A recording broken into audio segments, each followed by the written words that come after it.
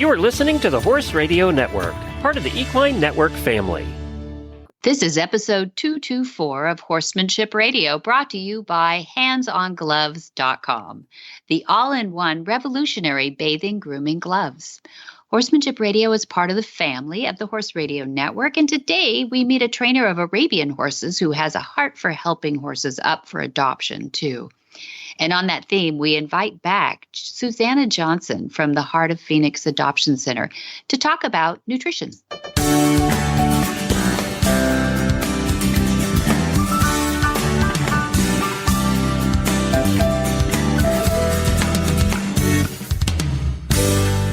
This is Debbie Laux, and you're listening to Horsemanship Radio. Thanks for joining us. Horsemanship Radio airs on the 1st and the 15th of the month, and I have my producer back with me. Hi, Jen. Hey, Debbie, how's it going? Oh, it's good. It's good. We're finally drying up out here a little bit. California has been under a deluge, as they say. Now, California. Now, is the entire state of California under drought for the past 35 years or just your part? 135, I think. But no, pretty much. It's pretty hard to find a place that isn't dry in California as of a month ago. Yeah, pretty much we were in a 10-year drought. They say that they pipe a lot of water in from states that we will leave unnamed because they get grouse at us when we take their water too, since everybody's having a little trouble. But we are a breadbasket here in Central California. It grows a lot of the food for a lot of the nation and other places too. So it is a worry when we're not able to get water from any other place anymore because everything is sort of heating up and drying up. So, it becomes an important thing for our agriculture, doesn't it? We've got to keep wells going and they start grousing at the wine growers and marijuana growers and things like that take a lot of water too. So, but our horses don't stop drinking and we really do need the hay. So it's been a great thing to have as much rain as we had. We had up on the mountain above us here 12 or 13 inches in just a couple of days. It's really just over a weekend. And yeah, that's a lot for us. In fact, it is so much that it filled the dam. It filled a lake that was down to 10% left in it or something. It filled it to overflowing. And it's a big lake. And my mom remembers driving by this lake as a kid, and there was drought time. So, folks, it is not the first drought that California's ever had. Don't think so. You got to live long enough. But my mom remembered that there were roads in the bottom of these valleys before they built the bigger dam above it, and then filled up more of the lake, right? It was a natural lake, and the roads were never to be seen again once they built that dam. And then we were seeing some of those roads. And Mom's like, I remember this when I was a kid driving down to Southern California. So we knew we were in record problems here with the drought. And so it is happy making that we've been here since 1966 on this piece of property, which is a long time. And we should have our act together pretty much as far as controlling the canyons that come down and form a stream bed all of a sudden that is dry all the year really until you get a heavy rain. And then suddenly it's 20 feet across of rushing water. It gets like that in, a matter of 10 hours. Yeah. So now, the story. But with Flag Is Up Farms, you sit at the base of when your Flag Is Up Farms, when you're at the farm area, you look up way to the top of the hill, which is where your folks' house is. Do you guys have to have implemented ways to control water when you do get these enormous amounts in very short periods of time? Or is the land pretty much take care of it itself? Oh, no. Over the years, we've built not dikes, but they're diversions of the water, so that it keeps going along the foothill instead of spreading out over the alluvial plain that we have here. Because you're right, you've seen us. So we're flat as a pancake for quite a ways. This whole valley was probably an ancient lake, that Dad said when he was looking for this property to build, he was noticing this the loams around here. So it's 16 feet of like river bottom.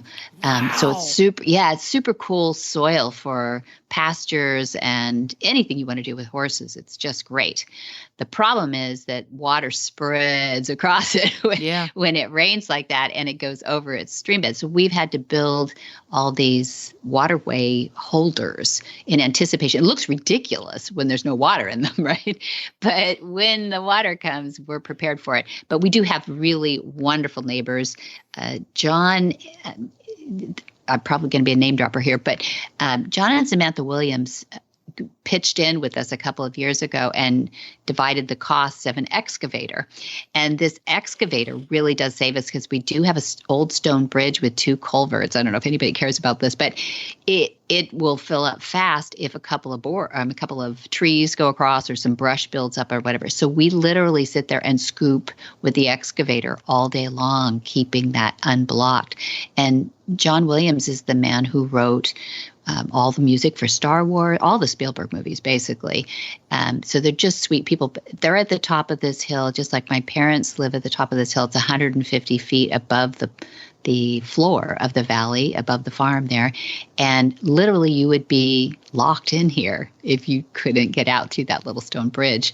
So it is a little bit self-defense, but I'm sure they have several homes, so they could go someplace else when we get a little threatening, but we can't. We're just here. So a shout out to them and a thank you for them being proactive years before these floods did come.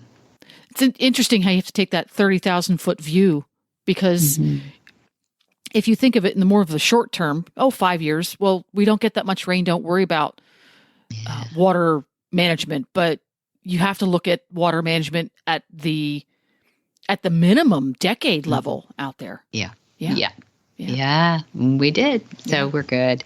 And people have been worried about us because the news makes it sound like we all drowned. Yeah. We all just built an ark and allowed, but we're okay. But thank God for the rain, and we have 2 wells here, so it's lovely. There we go. It's really nice. Well, speaking of taking a big view, we've got some very interesting guests on today, and I'm very excited to hear about what they have to say about nutrition and helping horses that are moving into new ownership or new careers. So we're going to do that right after we hear from Hands on Gloves, our title sponsor. Jay Michelson grew up bathing and grooming horses and dogs. Raised in Texas, he always wondered why his family couldn't find a better way than the old hard-to-hold curry combs or bathing mitts that never fit and the shedding blades that literally rip the animal's hair right out. Well, fast forward 20 years, and Jay had an idea. Frustrated by the old products still not improving after 20 years, he spent more than 4 years and several $100,000 developing hands-on gloves, quickly realizing that the reason a quality, comparable grooming product had never been developed, they were really difficult to make right. But he did it. Hands-On reaches far beyond the traditional curry combs, mitts, and shutters out there on the market. Wet or dry, the delicate gloves won't slip or fall off, providing both the groomer and the animal with more thorough and enjoyable grooming and bathing experiences. Constructed from durable, hypoallergenic, surgical-grade material, these lightweight gloves come in 5 sizes with extremely soft nodules on the fingers and palms. Trust me, hands-on gloves are the best of all the ways out there to groom your horses, dogs, and cats. Put them on your gift list, too. Find all the sizes and all the colors at HandsOnGloves.com.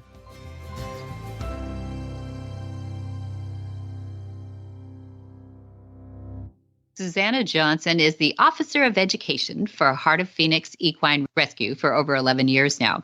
She didn't begin her work with horses until her adult years, but was an avid reader about them until then.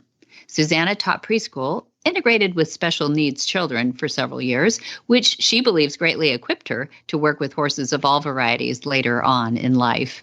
In 2011, she began her work with Heart of Phoenix and soon discovered that there was a real need for easy-to-understand education on all subjects equine. She has a passion for learning new things and a love for educating people in simple, no-nonsense ways, so she quickly made the educational aspect of the adoption center her focus. Well, welcome, Susanna Johnson. I should say welcome back. How are you? I'm doing good. Good. Hanging out here in Kentucky. Yes. Oh, you are in Kentucky. Actually, I am. I was going to say you're hailing from, but you are home cooperating. You're home recuperating, but you're also very cooperative. And we're just really glad to have you a little downtime because Susanna Johnson doesn't have too much downtime.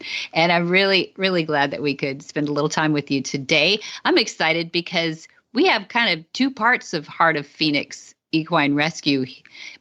We've got Joshua, who's going to be on this second interview today, too. We've already pre-recorded that. So if you want to tell any, stories on him, you can, and he'll never know until the episode comes out. I'm kidding. But he is such a nice guy. He's here as an intern as part of learning those skill sets to take back to Heart of Phoenix and all the horses that he works with. But we are happy to have you back. And it was just sort of a coincidence that worked. But we wanted to have you back to talk a little bit about some of the behavioral issues that might be nutrition related too, which I thought was fascinating, Susanna. And I know you guys do a lot of research at Heart of Phoenix. And I'd like to talk about that today if you've got a wealth for us. Well, we have kind of a unique opportunity to run some, I don't know what you call it, practical experience out of the box research, because where we take in things that are not primarily taken care of well, we see either the left end of the scale of weird things that happen or the right end of the scale. Very oftentimes we're not in the middle of the scale with our rehab horses. So for instance, we encounter a lot of the time selenium deficient foals being born at our rescue. And typically, they add selenium into horse feed, and it's a regulated amount because overdosing a horse on selenium is actually a lot more dangerous than underdosing a horse on selenium. But typically, horses run okay enough when they're pregnant. They have enough selenium from getting feed that the foals are born okay. They might be slightly selenium deficient, but they're born within an okay range. But when we get the mares that have been starved to death that we have rehabilitated and they're pregnant, you can't catch them up in time on the selenium. So by the time the foal is born, the foal is very often born selenium deficient, which was something that I never had experience with until I had my first selenium deficient foal. And it was wild because she was born with a strawberry red tongue and gums. Like I have never seen a foal with gums like this, and a very poor suck. And she was so clumsy. She just reeled into everything like she was blind, and you could tell that she wasn't blind. So I went in and thank goodness, thank goodness we live in Google age, because you can really figure things out. But on the other hand, you can also really screw things up. Yeah. So you have to do Dr. Google with some backup. So I went in and looked it up, and selenium deficiency popped up, and I called my veterinarian and I said, here's what's going on. And she came over and she's like, well, I've never seen one before, but I think you're right. We gave her 2 milligrams of selenium, and in 5 hours had a completely different foal. And it was just wild. That's crazy. So you mean now she's had complete balance and her tongue is kind of turning pink again, and that fast? Yeah, she wasn't totally corrected in 5 hours, but there was a significant change. And as more hours went by, it got better and better. So when you do 2 milligrams of selenium for a selenium deficient foal, you follow up with 5 days of vitamin E drops. And at the end of the 5 days, you have what you're going to have. So, but in 5 hours, you see a significant difference. And the really neat thing for us, for this veterinarian, who's a very teachable veterinarian, she really is one of the veterinarians that you really like, because she wants to continue her education instead of, I went to school for all this and I know all of this, because they can't. They do dogs and cats and goats, chickens, pigs. They can't possibly learn everything. So we live in a third largest Amish community in the United States, and because she's had so much experience with our selenium deficient foals, she's actually found some selenium deficient foals in the Amish community, including one. This was the weirdest thing ever. And you know how I am. I like to geek out on stuff. So I'll I just do too. ramble about this. But Good. this Go. foal kept it would nurse fine, but the milk would keep coming out of its mouth and it would choke and have pneumonia and all kinds of stuff. And they sent it to Root and Riddle Equine Hospital in Lexington, and it spent days and days there. And we said, we can't figure this out and we can't fix it. So they sent it back home, and by this time she was like 8 days old or something. And Dr. Hughes was like, well, she's going to die because we can't just keep treating her for pneumonia all over again. She doesn't have a cleft palate. So let's just give her selenium and see what happens. And she said in 6 hours, she stopped having milk come out of her nose. And she's like, I don't know why that works, but that's the coolest thing ever. It really is. Well, okay, so we're going to get geeky here. What does zinc do for the body, in normal amounts that... Selenium. What does selenium do? Oh, what did I say? Zinc? Yeah, sorry, I'm reading zinc deficient. Yeah, I'm reading. Zinc is very important too. We can skip to that one in a minute. No, I got stories I'm still for on that selenium. one. Sorry, I was reading ahead of my notes. What does selenium do for the body that needs that balance so that we can necessary? It's necessary for muscles to function properly, and it does something in the horse brain. I don't really understand how this works, but a horse that's been selenium deficient most of its life is a very spooky, reactive horse. So we see this all the time in our feral mine horses that we capture, and they're 3 and 4 years old. They have been selenium deficient because once they get to a certain age, you can catch them back up as far as chemically, but you can't reverse what changes happened in their brain. So, shame. Yeah. So it's really a very difficult thing to deal with because you're left with this horse that's perpetually, worried about life because it missed the selenium that its brain needed to develop that part. Oh, that's tough. So if somebody buys a young horse or is maybe breeding horses, has foals and everything, is this going to be caught in the blood work? I suppose it is. Selenium is not that rare. It's been a fight to get our veterinarians to test for selenium. Their standard answer is, and this is true because, like I said, we're in either the extreme left side or the extreme right side of the scale because we get so much neglect. And your typical veterinarian doesn't see all of this. They maybe see 1 or 2 neglect cases a year and not necessarily pregnant. So we have typically, and the other rescue that we know that encounters selenium deficient foals has run into this too, had to fight with the veterinarians originally to test for selenium. Now, not mine, because mine knows, mine has learned several things from working with hop horses, and she knows, and she won't typically fight with us. But she did fight with us over the zinc, though. I'll get to that story later. Oh, let me get to that. Yeah. So on the selenium note, though, too, to finish that, it says that it could be a lack of vitamin E in hay only horses fed only hay. Yeah, that's a lack of vitamin E. Vitamin E does not stay stable in hay. So if you have horses that are, for example, equine metabolic syndrome, that you can't ever let them have grass, and you're not typically feeding those horses feed either because, you're trying to keep them from getting too fat, then you can run into a lack of a serious deficiency in vitamin E. And the funny thing about those horses is you'll see them be a lot more reactive to bug bites, and they'll itch themselves to death and have big bloody raw spots, or if they're gypsy vanners or whatever, they'll end up with that. What's that fungus that grows in feathers? I can't think of it right now. Scratches, like scratches? Yeah, but it's called something else in gypsy vanners and draft horses. I can't remember what it's called, but similar to scratch. But you will see horses be more prone to scratches also with the lack of vitamin E. So if you've got one of those horses that you're only feeding hay, the vitamin E only stays stable in the hay for a very short window of time. So if you've cut your hay in July and you're now into December feeding your hay, most of your vitamin E is gone. So you've got to do flaxseed or something, or flaxseed oil, and hit your horses with vitamin E. It's important for them. It's important for their joints. You'll hear a lot of times vitamin E horses will be more snap, crackle, pop, and be more prone to injuries and things like that. And a lot of times it's because they're on a forage only diet that does not consist of anything green, and the vitamin E is in your grass. So yeah, that's all these good complicated tip. It's a good tip because, no, you're good.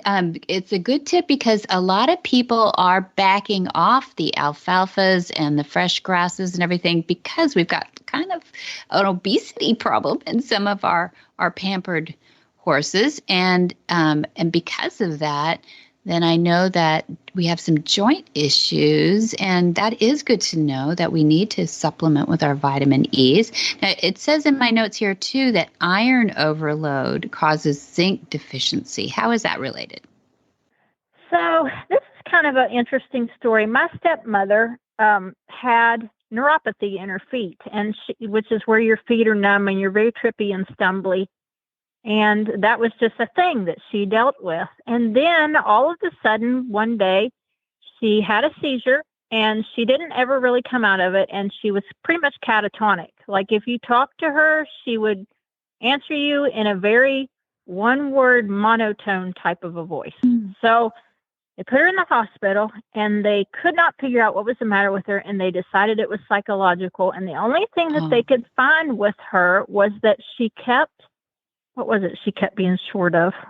Oh, I can't think of it now. Her blood work would come back. She was short of electrolytes. That's what it was. It would come back. She was short of electrolytes. They would run a bag of electrolytes. She still wouldn't come out of the catatonia. And in a couple of days, she'd be short on electrolytes again. And they decided that she was a psychiatric patient. And I got on and I said, there is a reason why her electrolytes keep disappearing, and you have to figure that out. And no, it's just a thing that's happening. She needs psych. And I told my dad, they live in Texas. I said, you've got to get her to a bigger hospital, and you've got to throw a fit till they trace this down. Well, they finally did an obscure test for vitamin B, which is not a normal blood work test. And lo and behold, she was almost undetectable on vitamin B. And they hung a little tiny bag of vitamin B that's like 10 ounces. And when that was almost finished, she was awake and talking to us again. No way. What a story. Oh, my gosh. So we have to be so careful. Well, it got me to thinking mammals are mammals. You know, I need a different amount of salt than my horse does, but we both need salt.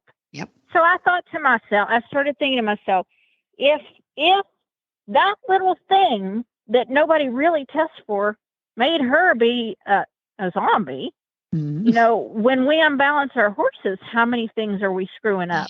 So where were we even going with this? Well, zinc. Oh, zinc. Yeah. Zinc, yes. So in the meantime, and I told your mama this story, and the adopter who had this horse actually told her perspective of the story. We had this beautiful foal that was born as a premature foal. We didn't even know her mother was pregnant. They didn't tell us that there was a dead stallion on the scene, and the foal was born prematurely, and a beautiful black foal. And when the foal was like, I think it was 13 days old, her mom was itching her rear end and tore a hole in her rear end, jumped up in the air, and smashed the foal's leg into a million pieces. Oh. And we took her to Rid and Riddle, and they said, if you'd had her here 3 days earlier, we couldn't fix this because the rods would be too big, but we can fix this, and she'll be sound, and you'll never know this happens until she's old and she has arthritis. And they did. No way. So I had this particular volunteer for Heart of Phoenix, and I knew that this was supposed to be her horse. And she had a different Heart of Phoenix horse that she was trucking along with, but they weren't a team. And I kept telling her, I'm like, this is not your horse. Bring that horse back and take this horse. This is your horse. It took them 2 years, and she took that horse home, and she absolutely adored her. And she had her like a year and a half, and the horse started breaking out to bug bites like insanely. Like this beautiful black shiny horse had bloody furrows all over her and just looked like hamburger. And I can't even remember what it was that tipped me off, but her veterinarian kept throwing cortisone at it, putting cream on it, telling her fly sheets and blah, blah, blah, blah. And I said, Terry, you need to have that horse tested because I'm telling you, she's zinc deficient. Now, at that time, I didn't realize that if you have too much iron, it inhibits your body from absorbing zinc. Right. And so at that time, I didn't know that piece of the puzzle, but she fought me and she says, no, my veterinarian's great. And this is what he says to do. And so it did resolve, and she went through a winter fairly okay. And lo and behold, come spring again, she's a big bloody mess again. She calls me crying. And I said, by that time I knew about the iron. I said, Terry, it's very difficult to test a horse for iron because there's only one laboratory in the United States that does it. It's called a ferritin uptake test, and it's very expensive. I said, but you can test for zinc and copper. And if those come back low, you can suppose that your horse's iron is high, and we can start trying to find out what your horse is eating that has so much iron. So she fought with her veterinarian, who said, "This is a big fat waste of money, but if you're telling me to do it, I'm going to run the test." And the veterinarian didn't realize that when you run a zinc test, you can't do it with rubber in your stopper because it skews the test. So she had to repeat it. There's a good tip. Okay. Came back very, very low, really whoppingly low on zinc and significantly low on copper. And the veterinarian's just walking around going, "I can't believe it. I can't believe it. I can't believe it." And this was a dry lotted horse who lived on a dry lot and ate mostly hay and had Equilix minerals and blah, blah, blah. But what people don't realize is, depending on where your hay is grown, some soil is very iron rich, and that translates into your hay. And also, if you keep a horse on a dry lot, they will still eat the weeds. And there are a lot of weeds that are very high in iron.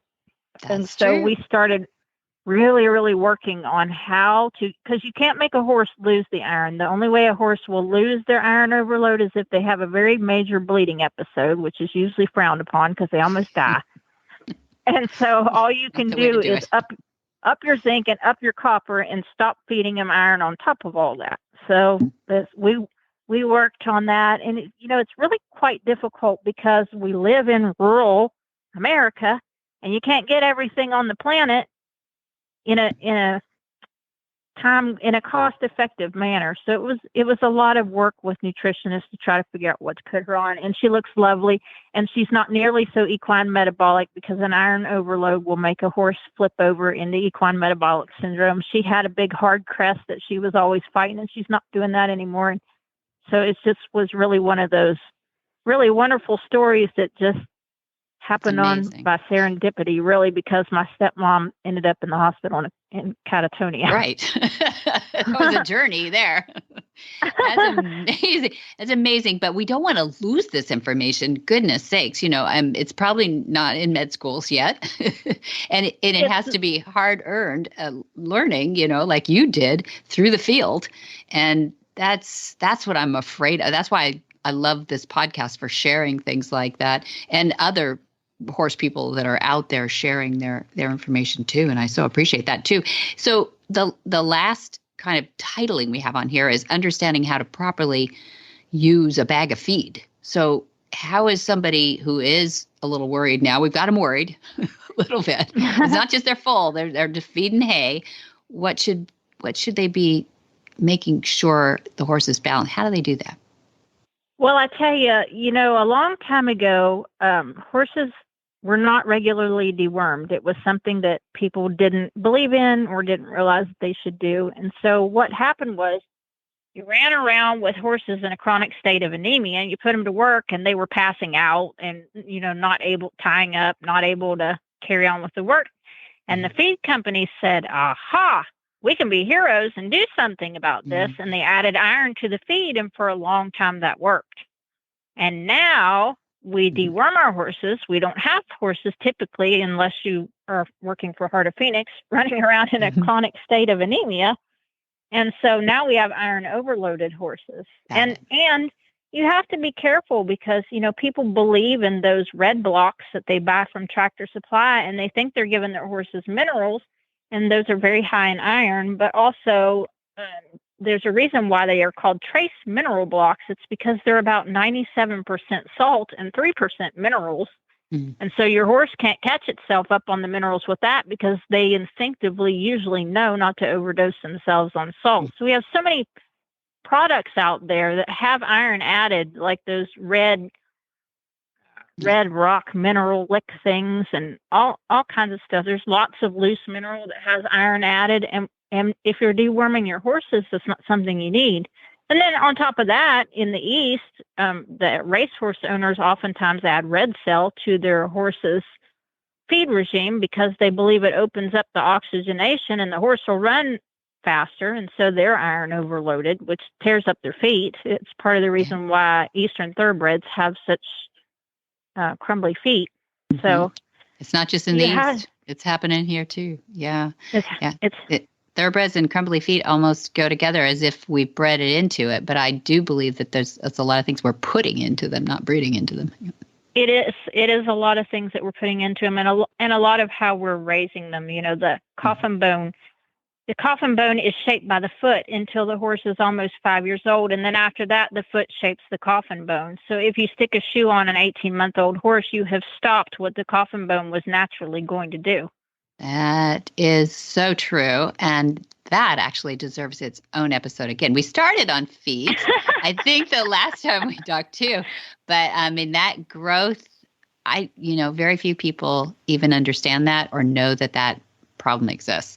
So we should do a transition horse, because we have mostly OTTBs, off the track thoroughbreds, in our adoption program, our transition horse training program that we do here. And boy, crumbly feet, we turn them out in the pastures, which we're very proud of, because they don't need to be in a stall anymore. They've done that. And the first thing that happens is there's a lot of standing in some moisture in the grass and the whole thing too. So we worry about those crumbly feet, but it's not because of the grass or the moisture. You can take care of that. I think a lot of it is, as we grow them back out, they become stronger by what we do and feed them here. So I love what you're doing. I love what you do at Heart of Phoenix. I love that you guys are not only just, on the spot rescuing horses. You're actually creating a methodology and a way of life for all these volunteers and owners that adopt and everything, that are making a new face for horses in general, and certainly a new line of thinking of the way to take care of these horses too. Susanna, I appreciate you for that. We have to be really, really careful, though, and I do want to say this, that, we are learning these things with our hands on these things, but we are by no means veterinarians. And so, we have people call and they say, what should we do? And, we publish the things on Heart of Phoenix, but they're meant to be a jumping off point for you to go down your own rabbit hole, because legally and ethically, I can't tell you how to fix your horse, because I'm not a veterinarian. I'm not an equine nutritionist. I'm not, in our own way, we're experts because we see these left and right things, but I can't go to New Mexico and look at what your horse is eating and what he's standing in and run all those numbers and calculations and see what you have available. We just can't do it. So that's true. The people need to understand is that what we say to you needs to be the jumping point. And then you need to go and do your own research and find your veterinarians who will actually listen to this. And, fortunately, we've been fortunate that we've run into veterinarians who are learning from us and we're learning from them. And it's fun for them because they get that left and right thing they don't usually have experience with. And, of course, it's helped my veterinarian in the Amish world. She's saved several foals with the selenium thing now that she never would have thought to do. But it's hard because you get the farriers who have always done it this way and the veterinarians who have always done it that way, and not much continuing education in those fields, really. And so that makes it hard for horse owners to bring about some of these different ideas. Mm-hmm. Well, you can always ask, right? As an owner, you are now deputized and empowered to go Google with some judicious choices there, but don't go down that rabbit hole too far. But at least it opens up the opportunity to have a conversation with your veterinarian. Right. There are issues, and he'll probably think, or she'll probably think, that you're maybe a little more on the ball than the average owner. And that's where it starts. The education, not only in the training, which is our emphasis, but also in the care and feeding and housing and all of that of our horses, which is important to them because they depend on us to know that information. Right, because we've taken them out of what nature has intended them to do. For instance, the Mustangs, if they feel like that they're short on selenium, they'll go find a patch of dirt somewhere that has it and they lick it. But we've locked them up in a fence, and we don't typically have a patch of selenium near our creek in our fence. And so we've got to put that selenium block out there so that if their body tells them they need it, then they take. And, most of the selenium deficient horses that we have, when we treat them for selenium deficiency, our veterinarian orders these special selenium blocks and tells us to throw them out there for a while. And you'll see them for 5 or 6 days. They'll be eating on those for a while, and then occasionally they'll come back to it. So Great. You can't force it on them, though. You can't treat 2 milligrams of selenium for a newborn foal is not going to do you harm one way or another. But if you continue to force it on them, you'll mess things up because selenium overdose is much worse than selenium underdose.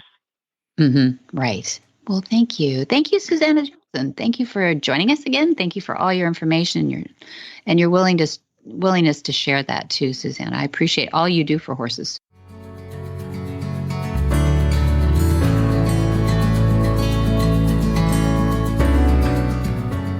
Monty likes to say that the concepts inherent in the language equus are based upon always giving the horse the power of choice.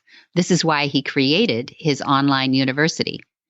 So rehabbing and rehoming racehorses. You want to save them all. We get it. You will love this series with Monty and Jamie Jennings, host of Horses in the Morning and a certified Monty Roberts instructor out of Oklahoma.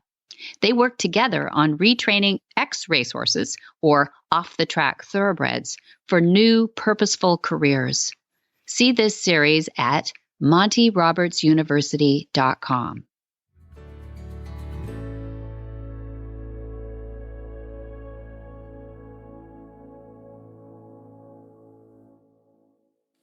Joshua Robinette trains under Fruitful Spirit Equestrian. It's based in Appalachia, nestled in the nook of where Kentucky, Ohio, and West Virginia meet. He is just a few miles from an endurance racing area and not far from the amazing Heart of Phoenix Adoption Center in Appalachia. He offers starting of sport horses. He trains endurance horses, does trail conditioning, sales and show prep, and behavioral modification tune-ups. So I'm fortunate to have Joshua Robinette here today. I'm excited because we're having a two-part Heart of Phoenix episode today. And we've had, Tenia's been here, Susanna's been here, you've had interns come here, and you guys are doing something pretty darn special at Heart of Phoenix. But before we get into that a little bit, I don't want to throw you in that pool entirely because you are a standalone trainer. Very specifically with Arabians, as I understand it. Maybe not exclusively, but that you love them. And you were standing on your own 2 feet as a trainer. You've put in your time and your due diligence to be your own man and trainer. So talk to us a little bit about how did you get into horses? Well, I like to say, horses definitely chose me. I did not choose this route. I feel like that's still ongoing today. Like the horses or the universe is still choosing for me to work with them. Because starting out, my grandfather had a Tennessee walking horse farm. And we lived on a livestock farm. And I loved the sheep, the goats, the cows. I thought horses were pretty pointless. They were big, so there was a lot to deal with. They were flighty. I'm just like, what's the point in these guys? I'll go cuddle with this pig. Yeah. That's funny. And but we all learned to ride very early on. It was just part of our upbringing. We had to learn to ride, by the time we were 5, really. And it honestly wasn't until, I don't know, I was around 13 and I opened a magazine and it had an Arabian horse in it. And I was like, oh my God, this is a horse? Like, I've never seen such a beautiful thing. And something was just sparked in me. And as I read about Arabians, I read that where they excelled was endurance racing as their discipline. And I'm like, what? Not only are these horses so exotically, stunningly beautiful, but then they can run. They have the grit to run for 100 miles. And I'm like, oh my God. And it just so turns out that one of the premier endurance racing trainers and competitors in North America live less than 20 minutes down the road from us. That's crazy. And that's definitely how my career got started with horses. So you started taking lessons there? I just kind of showed up there and was like, will you have me? Yeah. And so then I really had to learn to ride all over again because I had not been on trotting horses yet. Right. So I had to learn to post. And it was a very, very informal, it was like, all right, here's your horse. If you can catch a horse and get on it, you No can kidding. ride with us, you know? It's a good way to learn. Yeah. That So is I'm good. like Yeah. going down the trail, learning to post, you know, we'll do a little 5-mile warm up ride. And I'm like, oh my gosh. Like, yeah. So. Yeah, trial by fire. I stuck with them and, you know, stuck with them long enough. And, I was very, very, very blessed. I'm very thankful for all the opportunities I've been given in life. And that was an extraordinary one that kicked off so much because these people traveled all over the country to compete and, wound up dragging me along with them. And I got to see so much of the horse world, see so much of the natural world, because these races are in some of our most beautiful places in America and our, you know, state and national forests. And, got to ride a lot of horses, you know, so many different horses, started catch riding, you know, where you just show up to the race and whatever they got, they throw you on. And, that's really definitely what That's a good unintentionally way to learn. sparked, you know, my everything in the horse Well, world. and it So. didn't stop you either. For a lot of people, that might have been like way too much. Yeah. But no, yeah, you're right. Just to see the countryside on Yeah. horseback, what a privilege! What gratitude I can see in your eyes too. Oh, absolutely. You have for that life. That's Yeah. definitely the best way to see the world too. It's from the back of a horse. I would think between the ears, they Yeah. say. Yeah, great. So you're training Arabian Mm-hmm. horses now. Did you have your own place? Did you travel around? So at that point, I trained with them on their farm. I mean, I was not a trainer there, but I, you know, was always a really good student, honestly. And I imagined I would wind up with my doctorate in something and whatever, was going to have a very academic career. And I started college. I made it through 2 weeks. And I was like, this is not the time. I don't know why, but this is not the time. And then I just applied to a bunch of different jobs. I'm like, what can I do? You know, I'm 18. What can I do? Yeah. I'm like, I guess I can keep doing horses. And I applied to a big 200 horse Arabian farm. Oh, wow. And miraculously got hired on. I was not qualified, but they didn't hired know. me. Yeah. It sounds like I don't know if when you have 200 horses, man, you're starting to take. So you need help. Began learning a whole lot more there. And then I've almost never really thought of working with horses as my job. It's just what I get to do.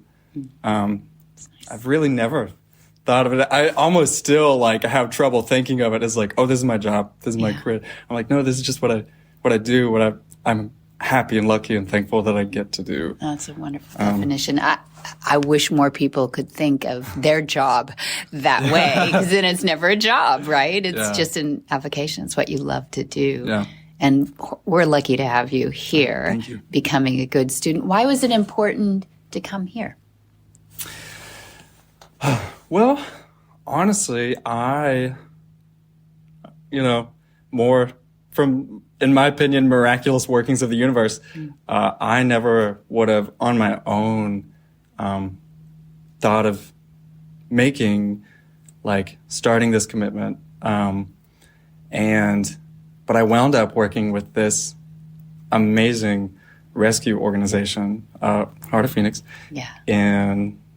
outside Huntington, West Virginia.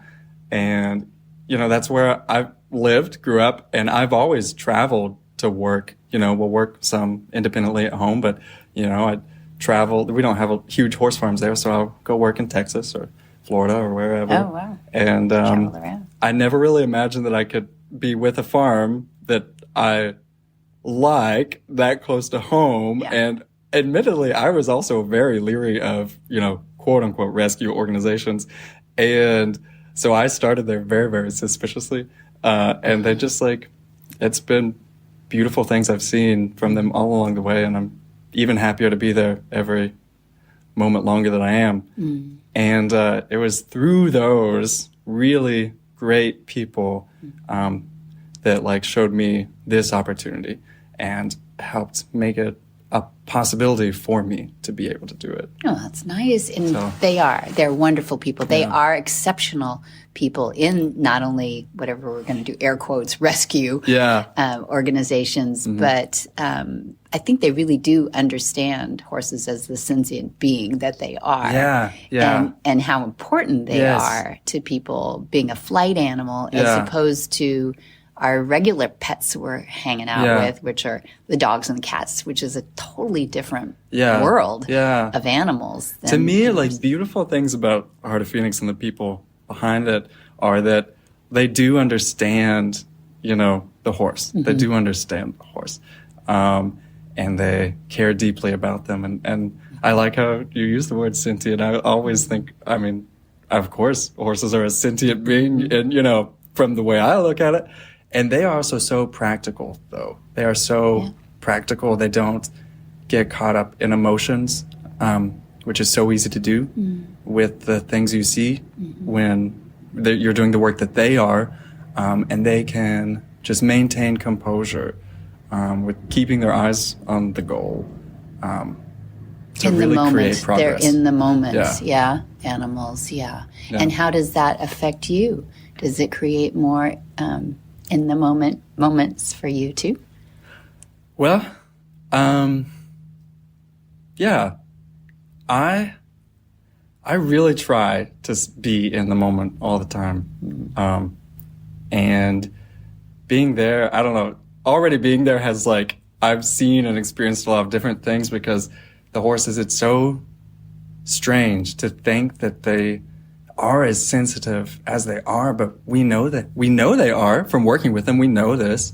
Anybody who spends much time with many of them, but the horses that come there, like, many of them know they've been saved, that they're receiving help, but they also somehow, you know, you don't know how it happens, but it's also that they know that they've been rejected. And you can feel that hesitation, that reservation in their little spirits. And for me, that was honestly a lot when I started there. That was something I really had to learn to deal with, is that these horses come with baggage, you know, and they, you know, they're a little more work than most horses. So, Well, that's cool that you've recognized that they feel like this was maybe their last hope is coming to Heart of Phoenix. But on the other hand, there's a gratitude, an air of gratitude in them definitely. too. And I definitely read that in rescue horses too. It's like, thank God somebody finally understands me or is fair with me or is trying to help me, you know, with something. You know, that horse that's caught in barbed wire or something, and they look at you with those eyes like, oh, you're here to help me. Okay, I'll hold still. When all else should say they shouldn't hold still. And then they start holding still. That's how a rescued horse feels to me sometimes, is they recognize that. So tell me about the horses you're working with here. The horses we're getting to work with here, I am very excited. So far, we've got to play with some, and I always use the word play instead of work. It's better. You know, I people like are like, that. what are you doing? Like, I play with ponies all day. So the horses we're going to play with is some thoroughbreds that are kind of like restarting, you know. Oh, this is a transition horse program you're talking about. Yes. Okay, Yeah. all right. You did mean here on this farm. I right? did, Okay. I was thinking you were going to say the Mustangs. Well, because your eyes were like this big when you were talking about the I'm Mustangs excited too. to But work the with transition horses both are of them. very cool. Yeah, so the transition horses, and I mean, thoroughbreds are some of the most beautiful, elegant beings out there. And these guys, they're a lot of fun. They always come with a lot of quirks, the thoroughbreds, you know. They do, and they're so sensitive, and they're so smart, and we're getting to play with those. And that's a lot of fun. And then, yes, we freshly got in six. Like way fresh, right? Yeah, I think they arrived when we did, Yes. the Mustangs. So like less than a week they've been here. And 6 beautiful, like stunning Mustangs. I honestly have never seen such large Mustangs in my life. Big, They are huge. Yeah, like their necks are coming out of their withers. Yes, too. yes. I told Simon, I'm like, those are not Mustangs. I've never seen such a big Mustang. And he's like, really? Huh? Where do you get your Mustangs from? You know? Right, yeah. Well, and we're a little unique out here in the West United States, it's right? beautiful. Yeah. I love, and the horses they're so stunning. So what's the unique experience? I mean, was there anything unique in this last week about the gentling facility or working with the Mustangs besides they're stunning? But yeah. Well, so I'm still like kind of like just in awe of everything. Yeah. So Michelle and I both have discussed how really we thought we understood quite a bit more than we did. Oh, yes. I love that. Yeah. Yeah. So here, seeing what is actually initially done with the Mustangs, getting to that first touch, getting to where things can be safe, they can be a little still, getting their bodies a little stiller, so their mind can also be a little calmer. So working in the round pen with the stocks, and getting them comfortable going in the stocks, choosing on their own to go in the stocks and associate that with a safe space where they can relax. And then once they've got there, they're like, all right, this is a space of peace. And then we begin bringing ourselves into that space and reinforcing the idea that, no, this is still a place of peace. But we're here now. Yeah. And I was going to say, did you think the horses found peace before you guys did, or you found the peace and then they fed off that? I don't know. Oh, I think both. And it is, actually, that's another beautiful thing I've seen here. We all kind of believe, as goofy as it may sound, but, the energy transfer that happens, absolutely, between the beings. And that's something that, Simon's been coaching us on, and just being aware of your energy and your breath. Yeah, that's big. And watching that happen, watching it with Simon or watching it with Michelle, their breathing change and then the horse's breathing change. That was so will still give me chills actually. And yeah, so I think it's a combination, it's going both ways, yeah. And people can apply that with a horse that they've had for 10 years, don't you think? I mean, some people are not aware of how much their breath can absolutely. And I think I'm a super dork. And some of the things I'm dorky about are just our physicality, kinesiology and, the workings of our bodies. And to me, our, I like to say, as long as we're on this plane, our physical beings and our spiritual beings are inseparable. So you better work on both. Yeah. Good.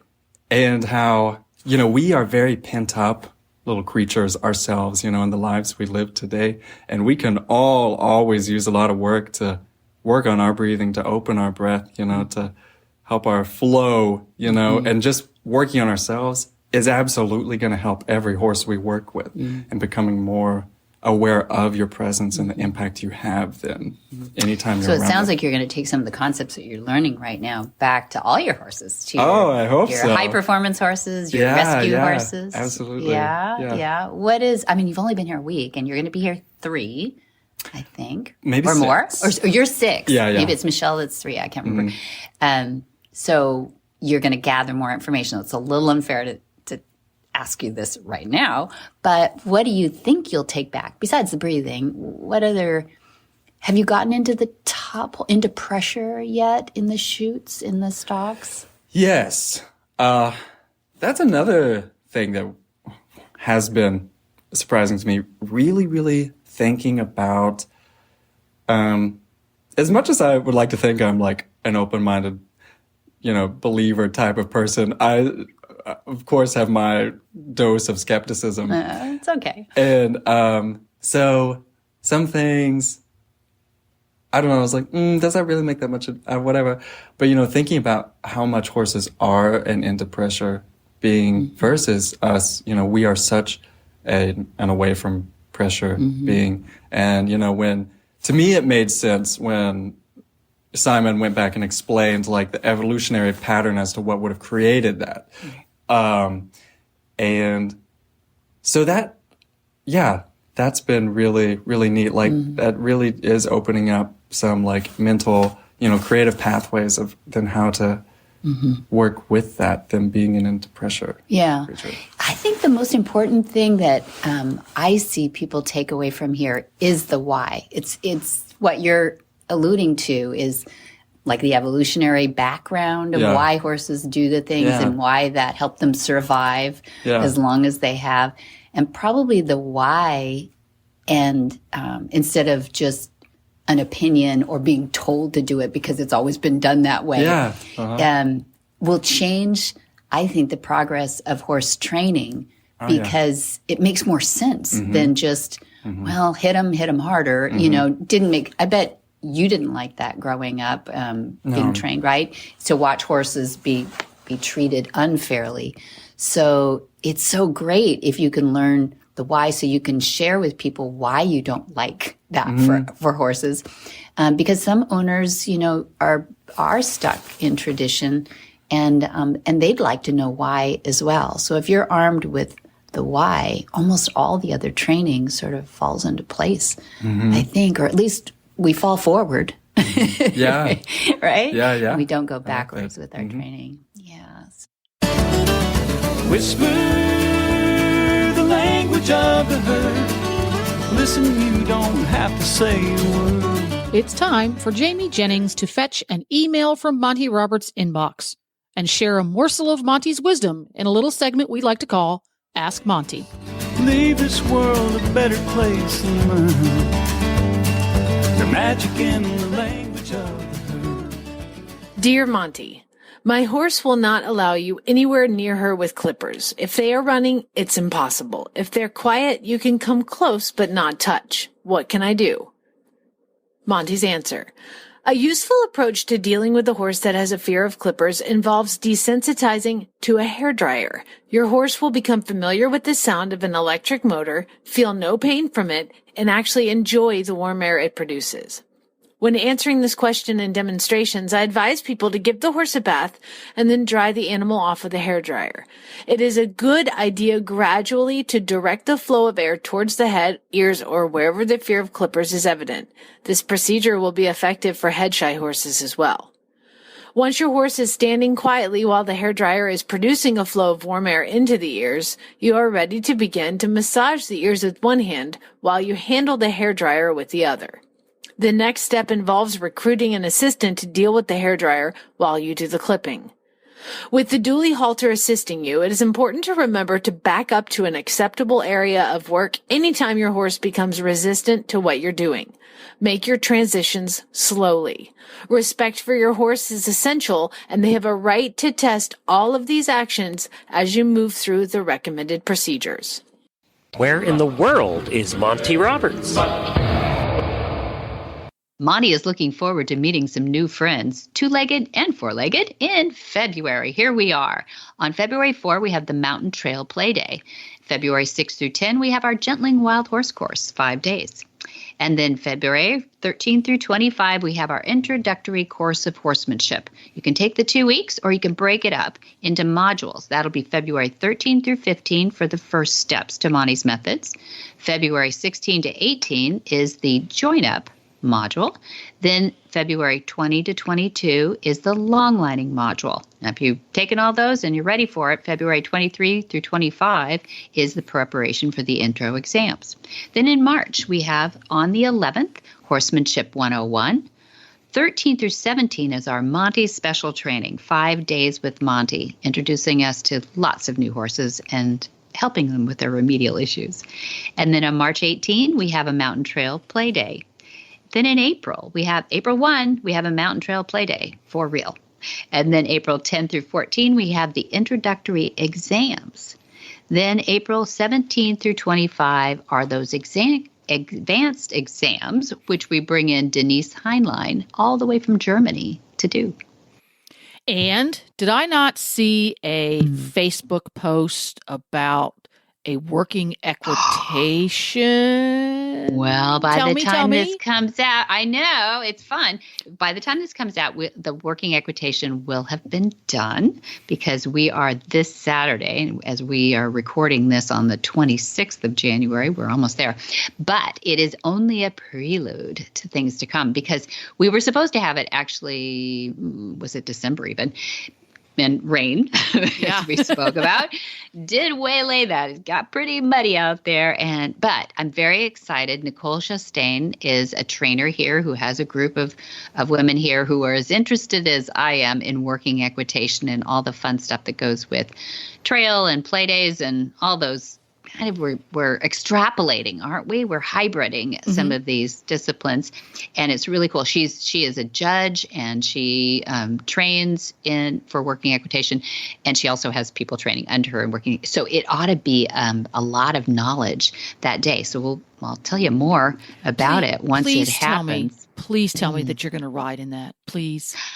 I can't. And I'm going to audit this one. She has 6 people already lined up for it, but I'm going to audit and fill my head on the day. And I think we'll have about 25 auditors and then 6 riders too. So it'll be fun. It'll be really fun. Cool. And we're supposed to get sunshine. So Cool new sport. Well, a lot of fun this time. I'm going to wrap things up for today. And for details about today's show, you can go to horsemanshipradio.com, or even better, go to montyroberts.com, and right there on the home page, you can scroll down just a little ways, and each and every episode gets posted on montyroberts.com. So that way it's a one-stop place. See? Yeah.